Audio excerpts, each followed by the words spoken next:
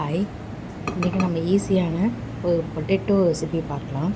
ஸ்டவ்வை ஆன் பண்ணிவிட்டு அதில் கடாயை வச்சுக்கோங்க. தேவையான அளவு கடலை எண்ணெய் எப்போதுமே அதிகமாக சேர்க்க வேண்டாம். பொட்டேட்டோ ஃப்ரையை விட பொட்டேட்டோவை வேக வச்சு சாப்பிட்றது தான் உடம்புக்கு ரொம்பவே ஹெல்த்தி. ஸோ ரொம்பவே கொஞ்சமாக அளவு தான் நான் கடலெண்ணெய் சேர்த்துருக்கேன். கடலெண்ணெய் சேர்த்துட்டு தேவையான அளவு கடுகு 1 டீஸ்பூன் சேர்த்தா போதும். கடுகு சேர்த்துட்டு அது நல்லா வெடித்தோன்னே கொஞ்சமாக ஜீரகத்தை சேர்த்துட்டு அதோட கடுகு ஜீரகமும் நல்லா இது தாளித்தோன்னு அதில் பொட்டேட்டோவை சின்ன சின்ன ஸ்லைஸாக ஸ்கொயர் சைஸில் கட் பண்ணி வச்சுருக்கேன். ஸோ அதை நான் கடாயில் சேர்த்துக்கிட்டேன். இப்போ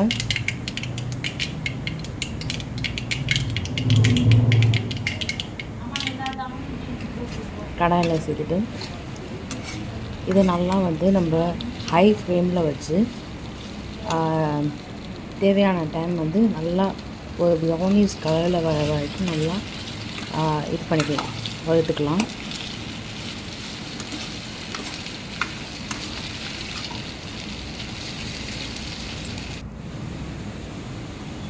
இதோடு சேர்த்து நான் கொஞ்சம் மிளகு, அடுத்தது கொஞ்சம் ஜீரகத்தை இடித்து வச்சுருக்கேன், மிக்சியில் அடித்து வச்சுருக்கேன்.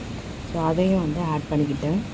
ஸோ மிளகு சேர்க்கும்போது இன்னும் கொஞ்சம் டேஸ்ட் அதிகமாக இருக்கும்.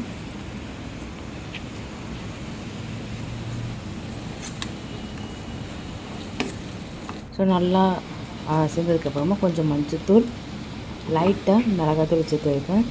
அதிகமாக காரம் சேர்க்காமல் கொஞ்சமாக தான் மிளகாத்தூள் சேர்த்தேன்.